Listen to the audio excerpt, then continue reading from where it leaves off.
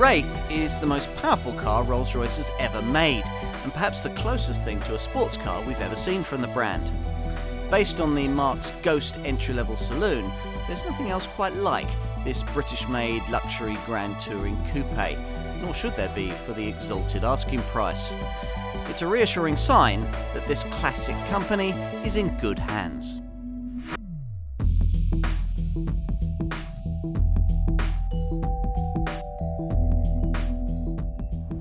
You probably don't think of yourself as a Rolls Royce sort of person. I certainly don't. Like yours, I suspect, my reasons come down to prejudice, a lack of a need for a limousine, and an even greater lack of an appropriate bottom line on my bank statement. If so, a surprise may be in store through the way you can strike off the first two issues, if not the third, through prolonged acquaintance with this car, the Rolls Royce Wraith. The last time the Wraith badge was solely used on a model bearing the Spirit of Ecstasy on its bonnet was way back in 1938, when the car in question would have cost its then owner a princely £1,700. Since then, Rolls-Royce has occasionally referenced the name with the Silver Wraith of 1946 and the Silver Wraith II of 1977, but never really committed itself to reviving it. Something else the brand has never really committed itself to reviving, until now, is its sporting heritage. You might be surprised to hear that the company has any, but in fact, founder Charles Rolls won the Isle of Man Tourist Trophy in 1906 in a light 20 model, while in 1913, Don Carlos de Salamanca won the first ever Spanish Grand Prix in a silver Ghost. Today's Wraith, of course, isn't intended as the base for any kind of modern competition onslaught, but it is an important tool that will enable the company to do something much more important, namely to appeal to a younger audience of buyers. In today's world, vast wealth is no longer restricted to those approaching retirement age, and if you happen to have acquired unrestricted means, desire something exotic and exclusive, and don't want either a chauffeur or an uncomfortable supercar, then your choices are rather few. It's to such a person that this so-called debonair gentleman's GT aims to appeal, a bold statement of individuality and a Rolls-Royce unlike any we've seen before. The kind of car that Charles Rolls would have chosen to drive. Let's see if it lives up to the billing.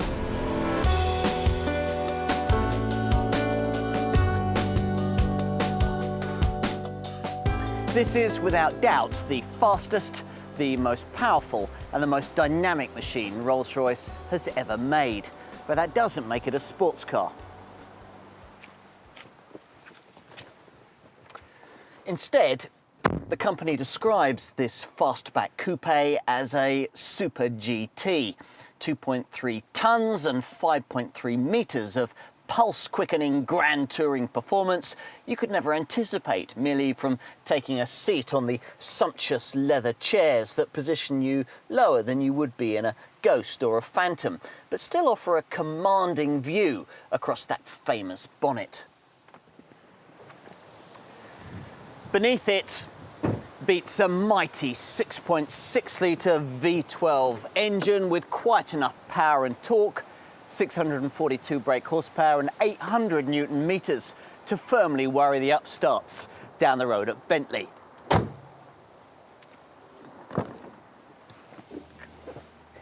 Not that you would know that upon activation of the exquisitely crafted starter button, which fires the BMW Source twin turbo into life with merely a murmur. And then, well, there's nothing.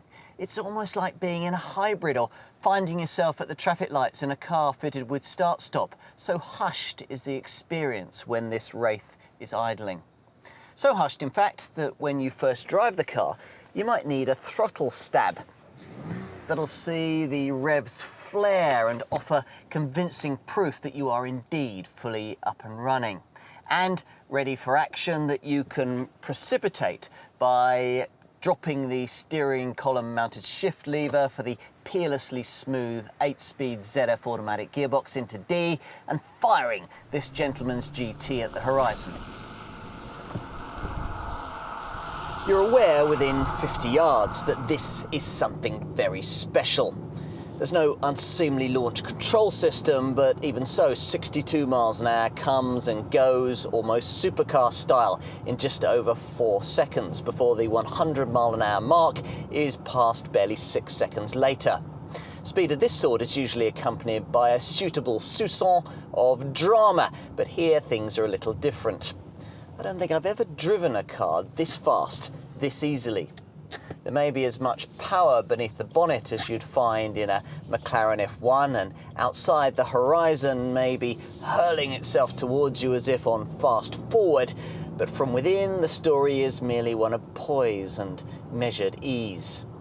Perhaps it's the smooth throttle mapping, or maybe the refinement of the suspension, the lack of wind noise, the well-oiled feel to the steering, or the feeling that instead of being powered by an engine, you're being propelled from behind by the benevolence of some giant hand.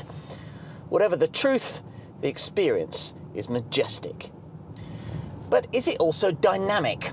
After all, unlike a supposed rival like Bentley's Continental GT, there's no four-wheel drive to help keep all that power on the asphalt, and you don't even get a pair of gear shift paddles to help control all of that prodigious torque. And then there's all the weight. How can anything this heavy ever throw itself about with Porsche-like panache? Clicking the gearbox into its low setting, the equivalent of choosing what other more common cars would call a sport mode, provides the answer, sharpening the responses of the twin-turbo V12 and releasing a fantastic hammering soundtrack complete with exhaust crackles on downshifts that'll raise the hairs on the back of your neck. Hustle into a corner and yes, there is a bit more body roll, pitching and diving than you'd experience in that Bentley. But underneath it all, in the dry at least, the Wraith feels just as planted and stable as any of its lesser competitors. Mind you, that's something you'll need a lot of confidence and probably the wide expanses of an airfield to fully explore, for the way the steering varies so much in its resistance takes quite a bit of getting used to. The limitation to your enthusiasm will probably be the ability of the suspension to keep all of that mass in check through the most extreme corners. Lurking unobtrusively in one of the menus of the drive computer is the option to switch off the stability control system, but I wonder if anybody's ever going to do that. I'm certainly not. Amusing though it might be to worry hot hatches along country roads in this car, you have to remember that such unseemly behaviour ought to be beneath the dignity of this car. I can only imagine what it must be like, powering along through the fast, easy, open bends that are more in its comfort zone. Say the Susten or Grimsel Alpine passes on a quiet summer evening. Not the Stelvio pass though, you wouldn't want something as tight and twisty as that. This Wraith would prefer a route with a bit more flow and rhythm. Whatever your journey though, you'll find that to smooth its progress, this car has a really neat trick up its sleeve. The sat-nav and the gearbox talk to one another. So if you're headed for a corner, you can be sure that the transmission already knows about it and will be ready to hold the car in gear for you, rather than shifting up as it otherwise might. Likewise, it recognises motorway slip roads and leaves you in the correct ratio for accelerating. As I said earlier, you'll like accelerating. What might not be so pleasant is the experience of piloting this massive machine around town. Here, after all, we have a coupe that's longer than a Mercedes S-Class limousine, so it not surprisingly prefers roads and parking spaces with a bit more elbow room. Despite the usual parking assistance features, nudging it into a tight bay isn't easy, since rear three-quarter visibility is awful. Those huge C-pillars capable of concealing a whole peloton of cycle couriers over your shoulder. Still, at least when you are on the move in the metropolis, there's the advantage that other road users tend to be in such awe of this car that they leave a respectful distance. They'll even let you out into traffic to get a good look at this Wraith's rare lines. Try that in a 7 Series.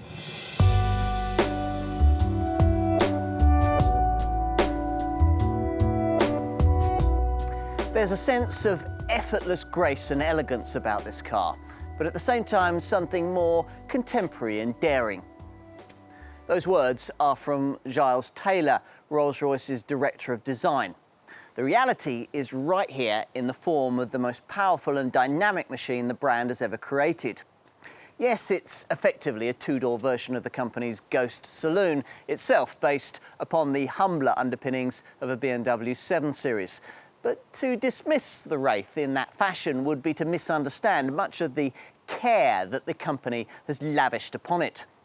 This certainly doesn't look like a Ghost coupe, but then that's partly because it's been fundamentally re-engineered for its more sporting role in life, with a wheelbase that's 183mm shorter, a rear axle track stretched by 24mm, and a roofline brought 50mm closer to the ground.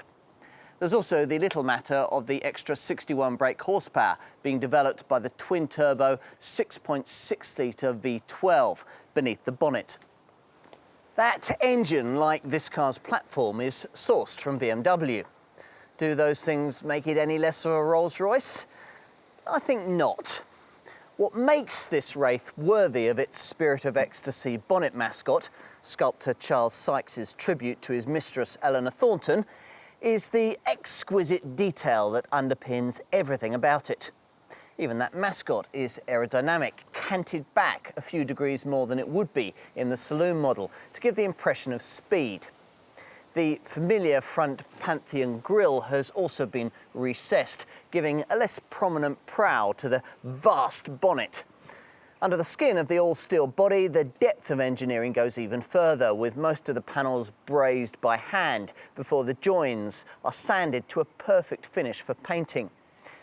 There are over 6,000 spot welds on the car and laser-welded seams in places such as this sculpted rear section. Rolls-Royce also fits a double front bulkhead to keep the cabin extra quiet. In other words, anyone who thinks this is merely a 7 Series in a posh frock really has no idea what they're talking about.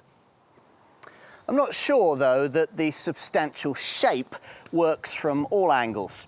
The profile's certainly purposeful, with larger 20-inch wheels than you'd find on a Ghost, working well with the high waistline. From a rear three-quarter view, though, you really sense the stylistic weight of enormous C-pillars that flow into an expensively brazed panel, there to blend beautifully with the optional two-tone paint finish. Entry, as usual with a modern Rolls-Royce, is via this vault-like coach door, unusual in the way it aids access by hinging at the back rather than at the front. You expect it to weigh a ton, but pull the polished steel handle and there's a lightness and balance to the opening action that just speaks of brilliant engineering. It's the same with the closing process, accomplished at the touch of a button if you pay extra for the comfort entry feature. Once you take your place inside, you'll find yourself assuming a driving position that's a little less dynamic than you might expect from such a supposedly sporty car. The seat a little high and upright. You'd also expect anything purporting to be a GT to offer gear shift paddles, but they're absent behind the typically huge, thin, leather-trimmed steering wheel. Through it, you glimpse a set of naval-style dials with orange-tipped needles that, in familiar Rolls-Royce fashion, include a power reserve dial in preference to the usual rev counter. Not so nice is the dash-mounted analogue clock that's positioned way out of your line of sight and looks like a cheap bedside alarm. It's certainly very easy to get comfortable with an all-pervading feel of luxury that you touch, feel, smell and enjoy all over again every time you take the wheel. The buttery soft leather is exquisite, and I also love this Canadell panelling made of Brazilian rosewood that reminds me more of something you'd berth in the marina at Antibes. It's used across a cabin that, broadly speaking, is a lovely mix of old and new.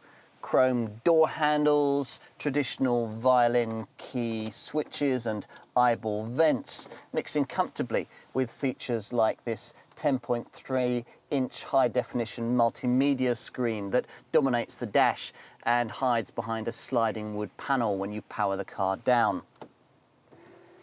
You control it via this cut glass crafted Spirit of Ecstasy rotary controller, essentially a branded BMW iDrive dial, one of a number of features dotted around the interior that might be recognisable to owners of the Munich makers' models. I was talking earlier about the design of the coach doors, the benefit of which you'll really start to appreciate when it comes to taking a seat in the rear, for the lack of B-pillar impediment makes access easy.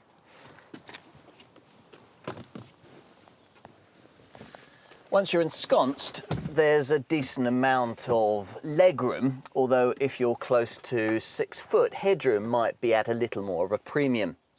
There's certainly more room in here than you get in supposed rivals like Bentley's Continental GT Speed or Aston Martin's Rapide S. Moving back to the boot, I'll pause to point out this lovely Teflon coated umbrella. One is secreted in each wing and they pop out at the press of a button. On a more practical note, it's essential that this Wraith has some useful capacity for luggage if it's to properly fulfill a grand touring remit. And when you raise the electrically powered trunk lid, it doesn't disappoint. True, the beautifully upholstered cargo area is a little shorter and narrower than that of the Ghost, but it's still hard to complain when your coupe delivers 470 litres of trunk space. That's 25% more than you'd get in that Bentley I mentioned.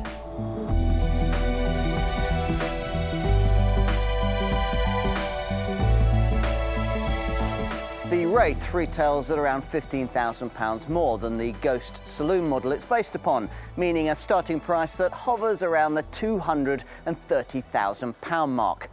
I say starting price because almost nobody buys a standard spec Rolls Royce, and when it comes to this one, it's far more common to see these cars leaving the factory costing a much higher sum. Around £260,000 seems to be the average when options are taken into account, which really leaves this model alone in its market segment. After all, what exactly can you compare it with? There's really nothing with the same appeal. Yes, an Aston Martin Rapide S is £80,000 cheaper, but it doesn't have anything like the same ride quality or refinement, and despite the 4 doors provided, you'll find yourself pretty cramped in the back of one. A Mercedes S-Class Coupe is probably a better match in terms of ride and polish, but it's doubtful Rolls-Royce buyers would cross-shop there. It's just not special enough. A Ferrari FF? Well, that's a big, imposing 4-seat coupe with all the right rarity value, and it's certainly up there with the Wraith on price, but the two cars are chalk and cheese. The Ferrari is a super sports car that can take the kids. The Rolls is a more mature proposition in which you can waft your adult friends to the opera, then drop them off and enjoy yourself around the lanes on the way back to your palatial mansion. A Bentley Continental GT also claims to be able to do that, and if you buy one in the W12 Speed guise, you'd need to match the output of this Wraith. You'd save yourself around £75,000. But what you get in return would be something smaller inside and a lot less special. Plus, let's be frank, like virtually every other luxury GT you can think of, the Bentley lacks this car's rarity value. Used Continental GTs, after all, can be found for £25,000. The Wraith, on the other hand, operates in an entirely different social strata. Its exalted price point certainly doesn't seem to be a deterrent to buyers.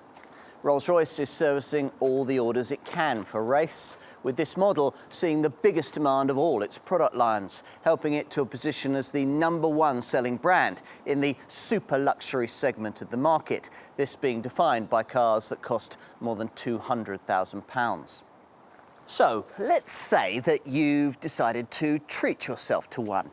If that's the case, you might be mildly interested to know exactly how much luxury Rolls-Royce is prepared to provide before the need arises to further exercise your checkbook through the endless accessory catalogue. There's quite a bit, though I must admit to being surprised to find that for this kind of money, it was still necessary to pay extra for relatively common luxury segment features like a rear-view parking camera, a head-up display and a lane departure warning system. All those things can be added though.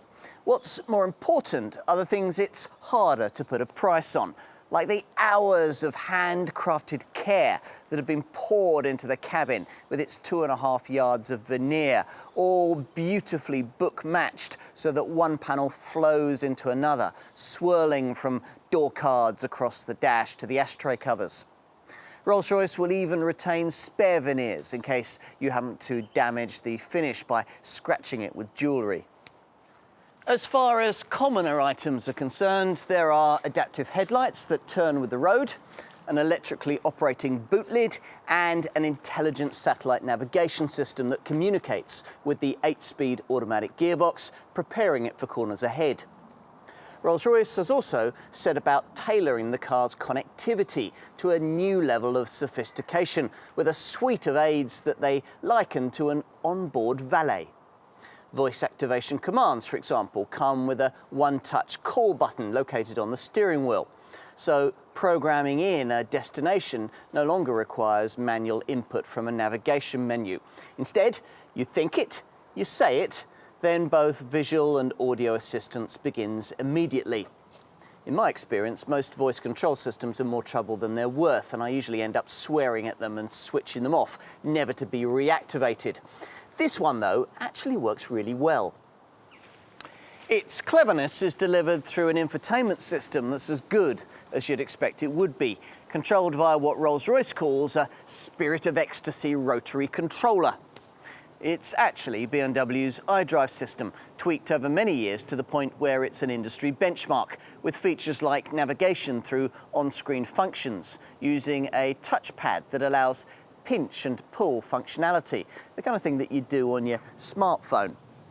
Letters can also be drawn onto the pad by hand, rather than by scrolling through a series of available characters on screen. And the basics are easy to master too, with Bluetooth, easy to pair, and a genuinely useful real-time traffic information function. There's even a Rolls-Royce Connect iPhone app for the Wraith, which shows just how far the company has changed in recent years. As for options, well, where do you even begin to start? After all, if you want it, Rolls-Royce will supply it, albeit at a price. You can even have the Spirit of Ecstasy mascot fashioned from 24-carat gold. Back in the real world, I think you really have to have the Comfort Entry System's motorised doors, while expensive but also essential is the lovely twinkling Starlight headliner, a bespoke feature that's been offered beyond the Phantom model for the very first time. Here, 1,340 fibre optic lamps are hand-woven into the roof lining to give the impression of a glittering starry night sky. Beyond this, there are the optional finishes for the veneers and the leather, the massaging seats, the personalised tread plates and umbrellas, the coach lions and two-tone paint treatments, the extra luxurious woolen floor mats and so on. Here I've also got a fixed glass roof, a front, side and top view camera system, lamb's wool floor mats and, as a final touch, monogrammed headrests. Before getting into all of this, I'd suggest that the best place to start when specifying your car is with an options pack. The so-called Wraith package bundles together features like that Comfort Entry system with niceties like larger 21-inch alloys, the thumping 1300-watt Rolls-Royce bespoke audio setup, a fixed glass roof, a rear camera system and the Rolls-Royce Driver Assistance 2 suite of technology. Now that gives you the head-up display and the lane departure warning setup I mentioned earlier, along with a night vision system that highlights pedestrians and other objects in the dark. Want to go further?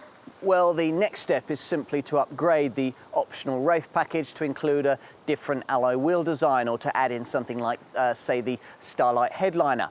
But of course you can go much further than that and many buyers do, setting the Rolls Royce bespoke team to work on their Wraiths. That way you can specify exact finishes for veneers, upholstery and paintwork and create the kind of car you've always dreamed of. One owner chose a diamond-encrusted dashboard. Nothing, it seems, is too much trouble.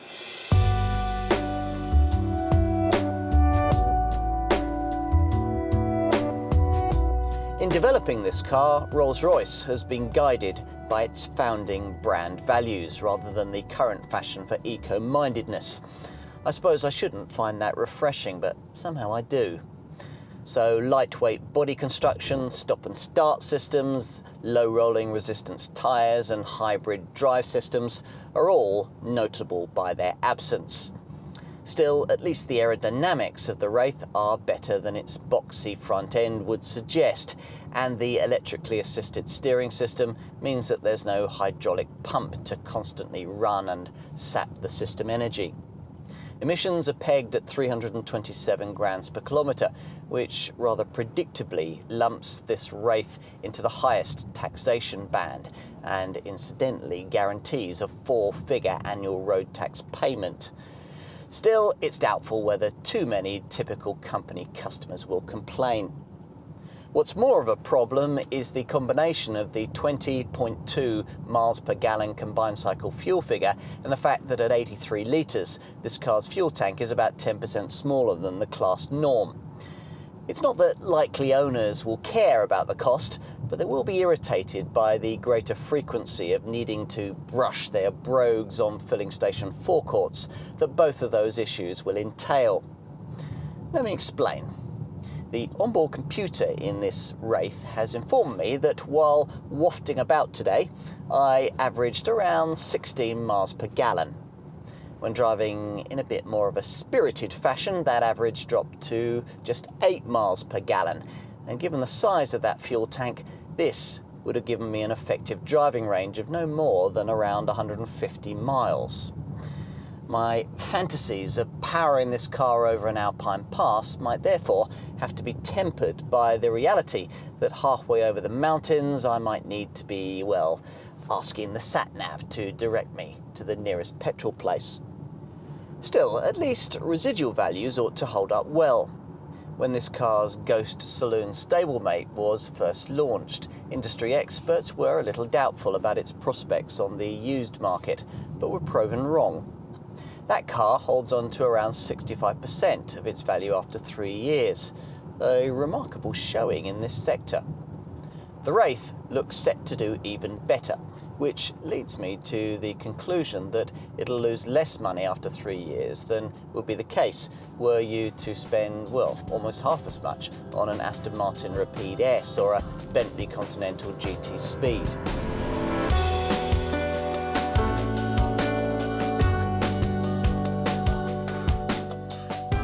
Rolls-Royce has never built a car like this before, but it should have. The Wraith represents as important a milestone in the history of the brand as the modern era Phantom did back in 2002. More powerful and more sporting than we ever thought a model from this maker could be. Of course, it will polarise opinion.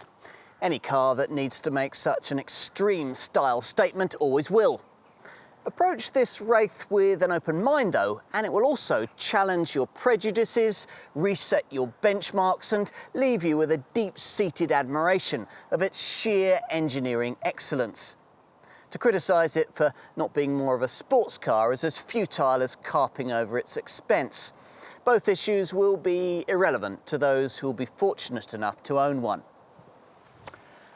Back in 1930, Rolls-Royce's founding managing director Claude Johnson wrote that the serpent of speed and power has entered this company and is likely to poison its existence. Perhaps it did in his pre-war years, but they were times when a car bearing the Spirit of Ecstasy was required to conform to the measured expectations of the aristocracy. Today, the appeal of the brand must be wider and more dynamic, reflective of the hopes and aspirations of a new, moneyed and more demanding generation. It must deliver more models like this, a car for the curious, the confident and the bold, but a car that is still, in every way, a Rolls Royce, and an exquisite pleasure.